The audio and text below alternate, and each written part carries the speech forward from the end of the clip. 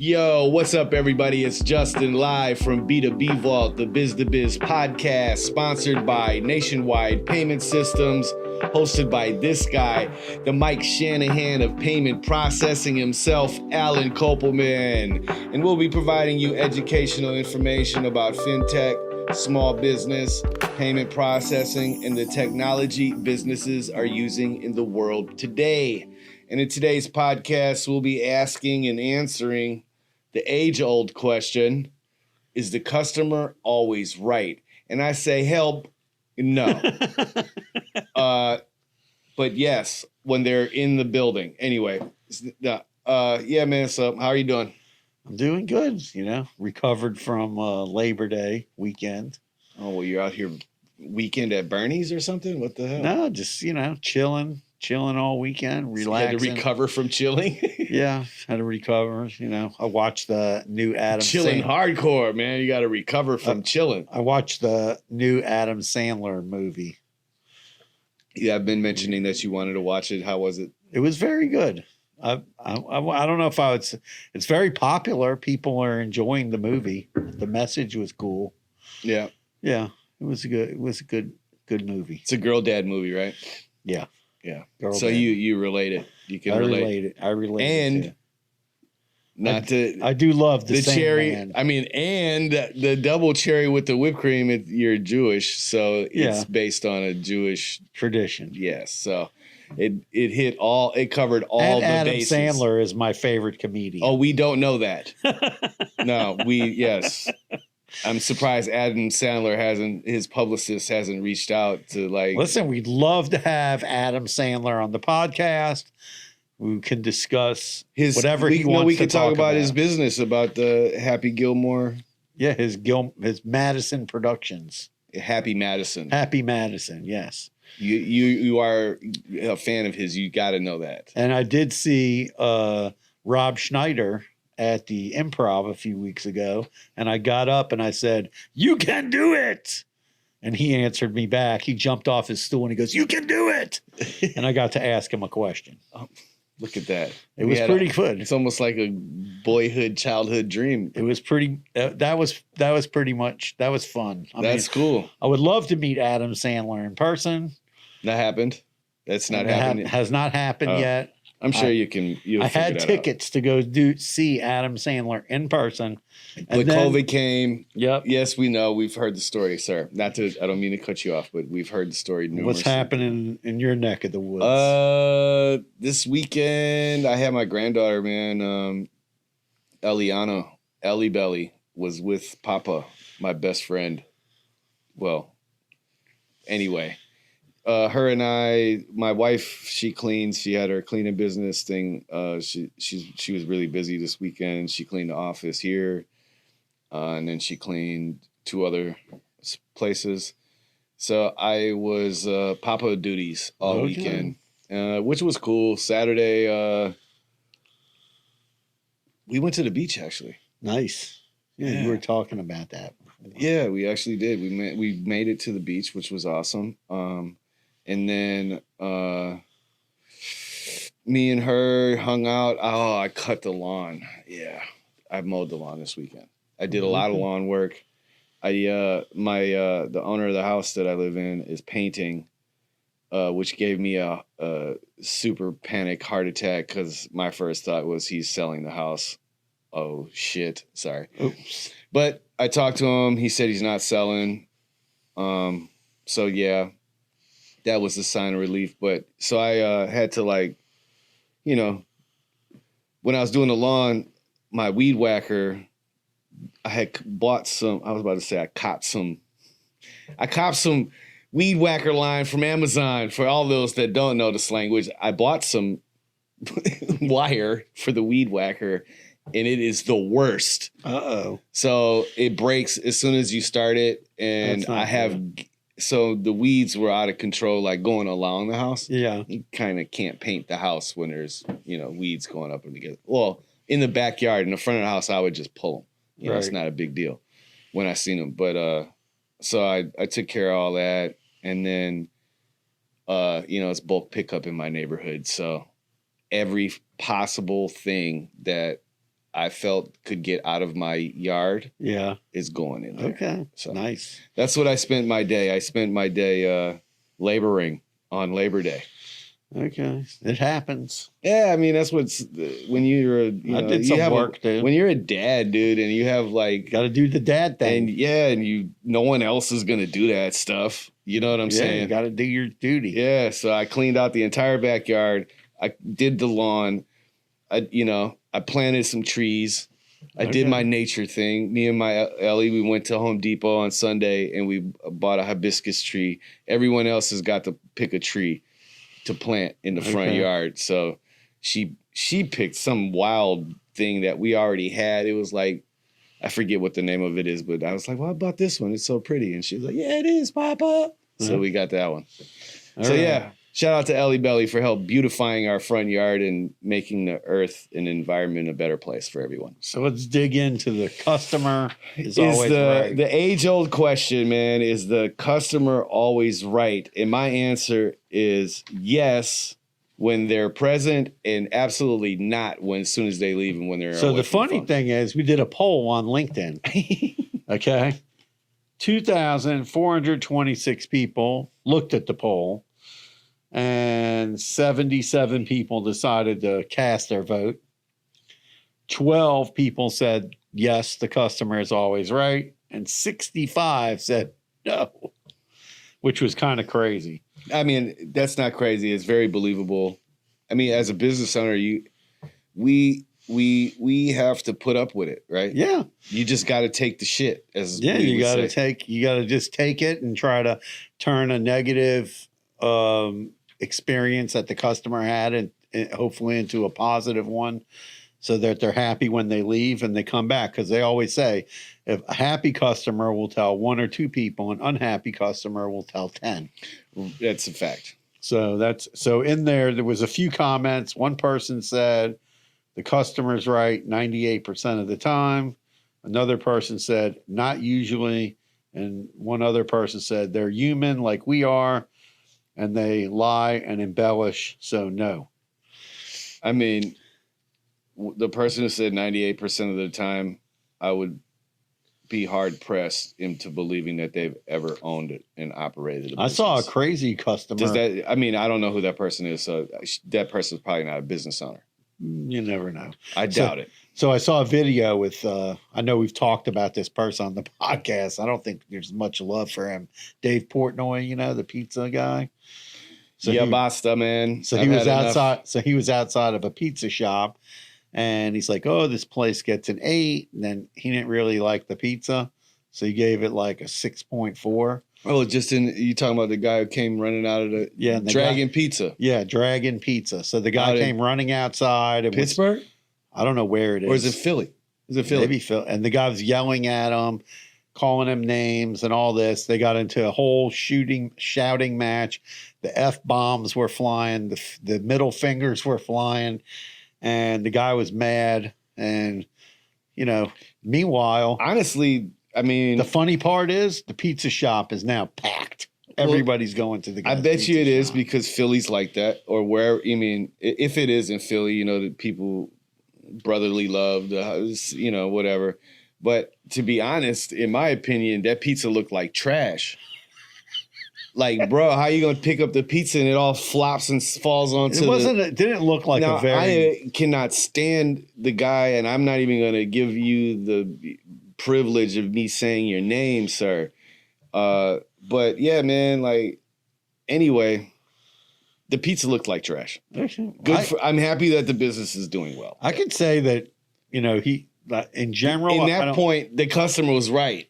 well, he was the customer, That's what I'm saying. He was right. but at that also time.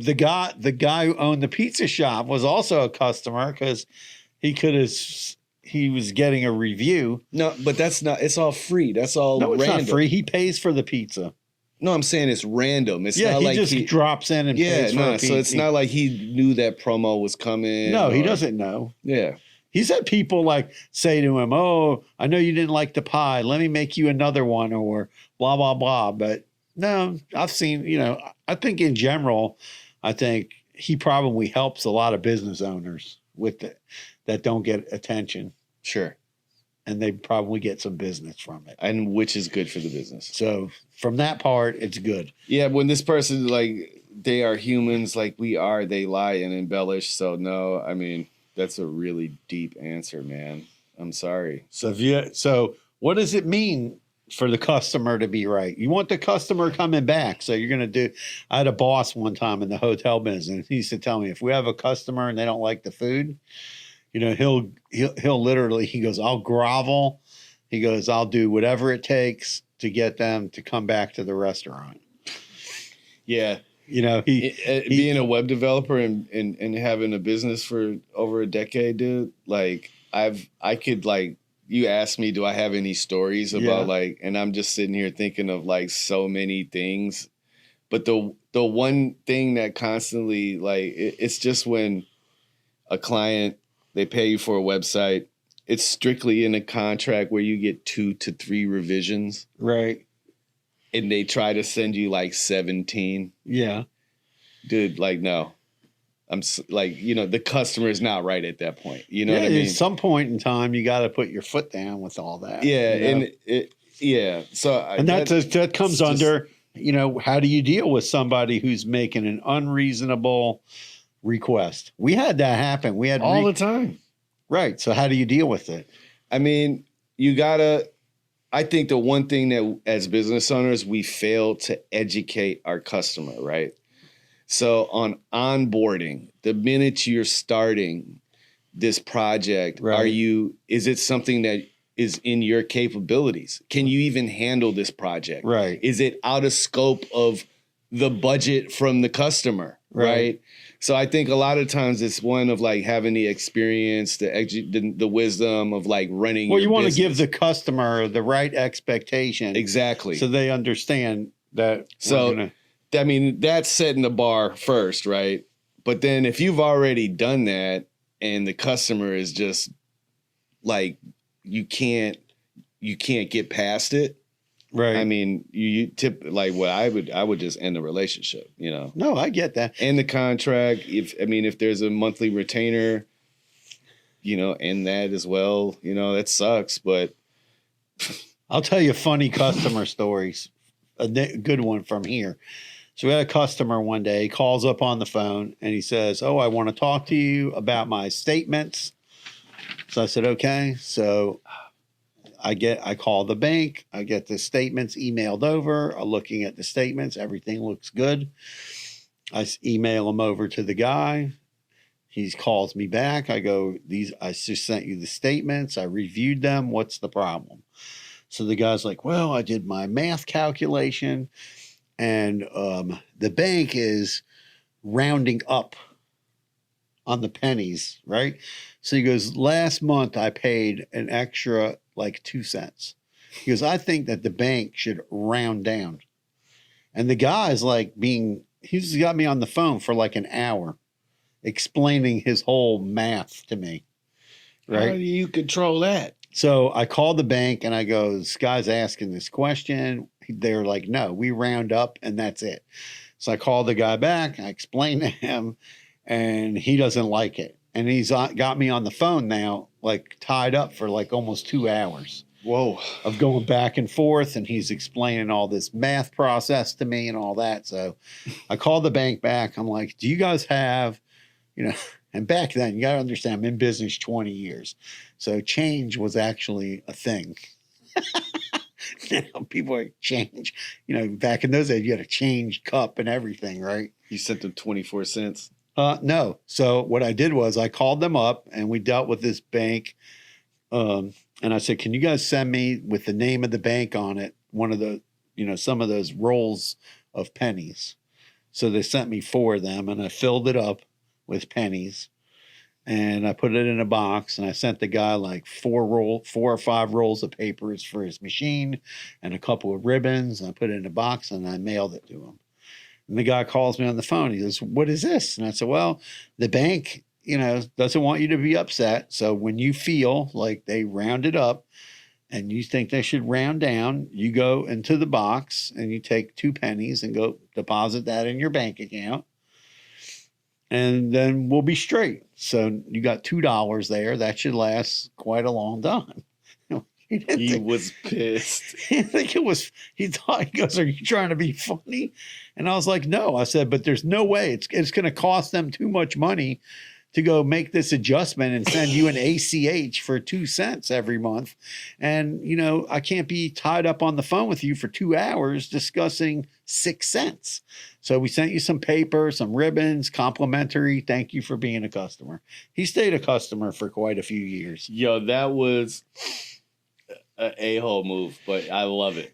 But I didn't know I didn't know what else to do. That's what I would. That's why I said you sent them 20, because I'm thinking, all right, there's two. Sent him $2. No, he was saying 2 cents a month to 12 months a year, 24 cents. I'm like, he sent them 24. No, I sent him 4 rolls, $2. No, hey man, hey, I get the logic behind it. It's smart, like, but it's also being a smart ass. That's why. Well, it worked, and the guy stayed a customer. Hey, we had another client one time called us up, says they need a wireless machine. Now, back in the day, wireless machines were super expensive. The cost was $700-800. Right. And then you needed a SIM card, and you had to get it, you know. So we rushed to everything, got the thing programmed. The guy was going to Las Vegas to be at a show. We shipped it to the guy in Las Vegas, and he was very happy. He had the machine for like 2 years. Nice. One day I got a phone call from the bank, and they said, "Oh, this guy's unhappy with his machine and he wants his money back." So I look and I'm like, "This guy's unhappy with the machine." I told them, we sold the guy the machine like over 2 years ago. They're like, "What?" And I just said, "Yeah." I said, "Here's I go find the invoice, right? And everything."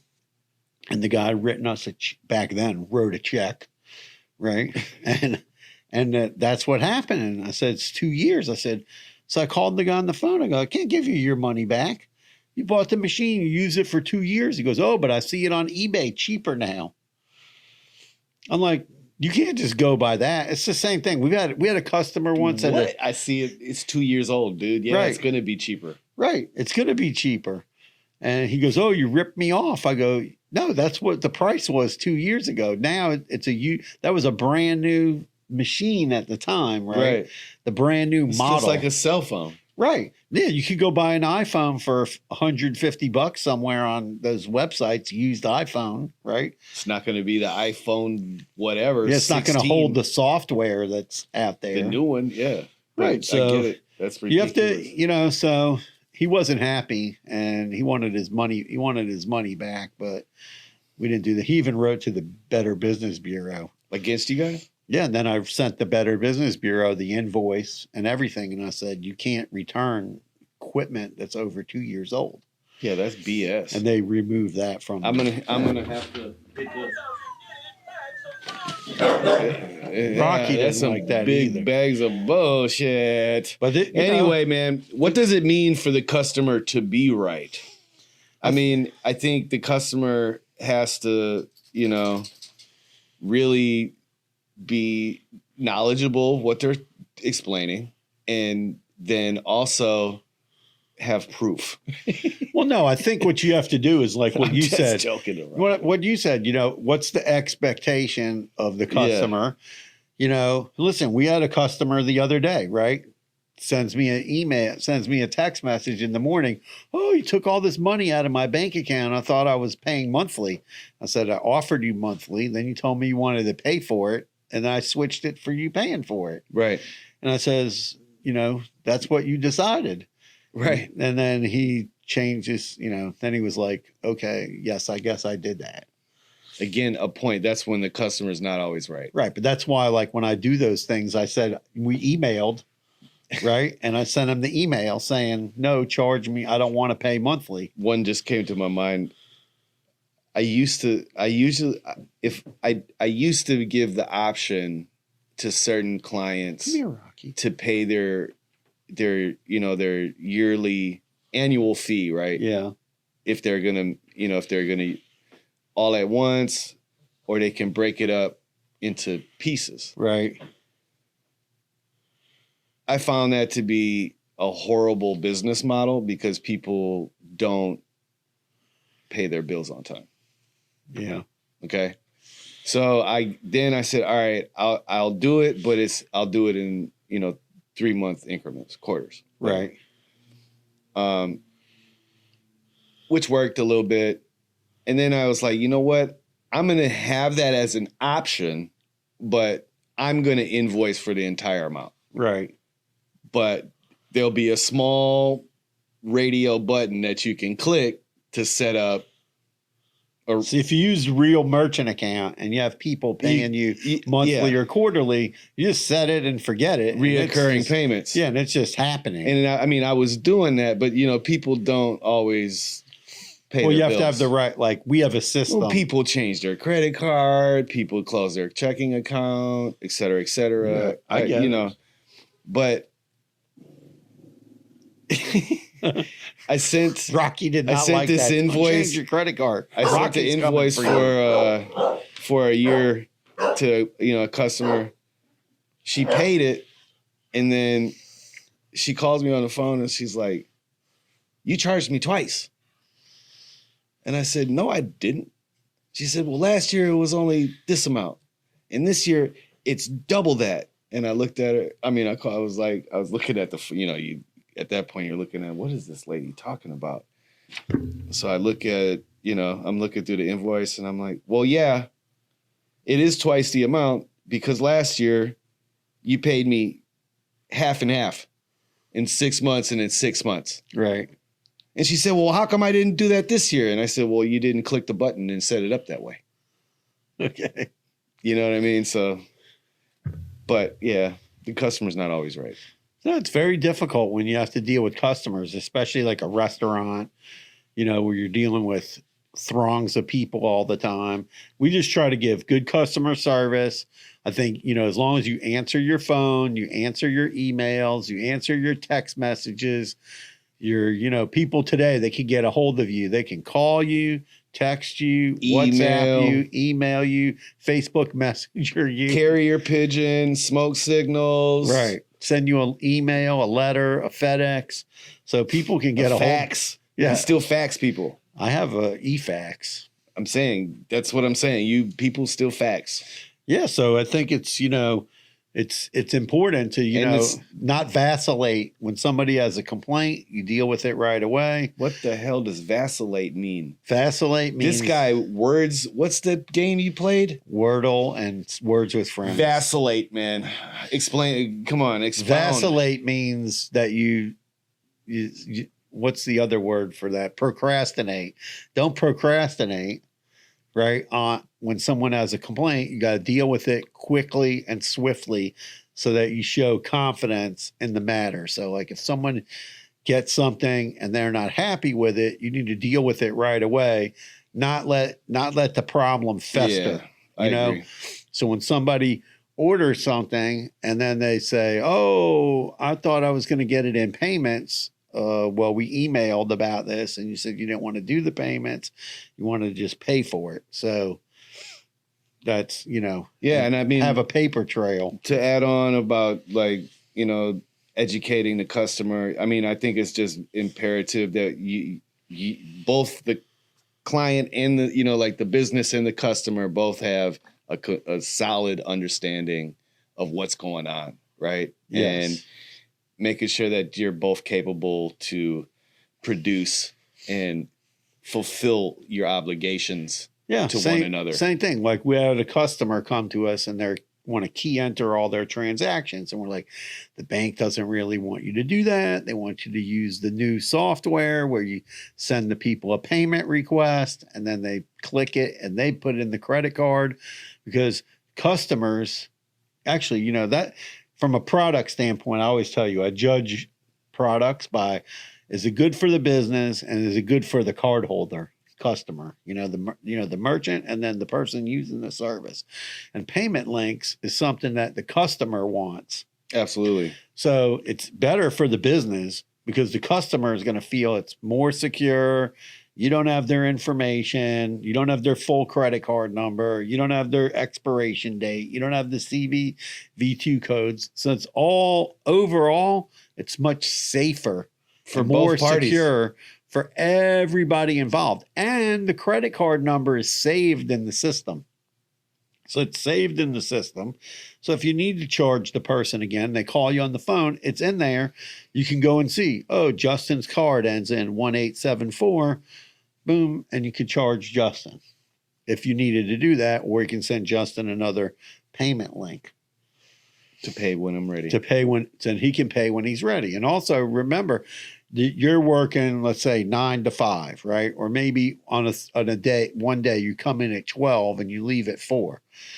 Well, during that time, let's say nobody called you that you sent invoices to.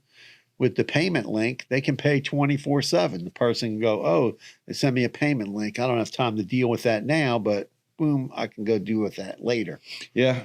You can And send today invoices that way too. So, Right. I mean, And that way with phones, people get their email on their phone, right? They can pay from their phone. They don't have to go to the computer and they have it. Or let's say they have Apple Pay on their phone. They can just hit the Apple Pay button, pay with That they Apple can. Pay. And a lot of people do that. I do it all the time. Sometimes people are calling me, oh, just send me a payment link. I didn't even know I owed you money,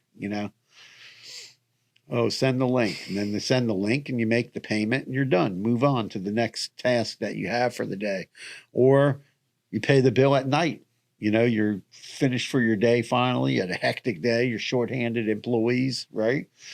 So it makes it convenient for everybody. It takes pressure off. You don't have to answer the call you don't have to hound the customer either. Hey, Justin, I need to get your payment, dude. I need to get your payment. No, you can just send them an email, and then if you do leave them a voice message or send them a text, say, hey, by the way, I texted you your payment link. Please make your payment. And that way you can make sure that the customer isn't right and that they paid you on time. Right. And Set they're comfortable the with it. expectation up with them so they know that's what they're Educate them, doing. man. Teach people how to, get into the new school. Like you said today, Alan said it, like the new school way. And I was like, damn right. It's the new school way of doing things, because this prehistoric way of running businesses is ridiculous, man. It's literally changing the way you can't keep doing the stuff the same way you were doing it, man. You have got to evolve, otherwise you will be extinct like your distant relatives, the dinosaurs. Yeah. So I don't know, man. The customer is not always right, but I will say that we love our customers and that we do our best to educate them so that they know what it is that they're using, how to use it. We train them on the software. We provide them customer support. We do all the things so that they know what's going on and, what to expect from when they're using this stuff. So yes. Yeah. Make sure make sure you're doing right by the customer. Set the right expectation. Absolutely. Let them know what to expect. And then make sure that you're available. No matter what kind of business you have, be available. I tell that to anybody who owns a business, be available. Answer your phone, answer your emails, answer your texts. Make sure your customers know you're there for them. Darn right. Well, hit that like button, subscribe to the channel on YouTube, please. Let us know what you think too.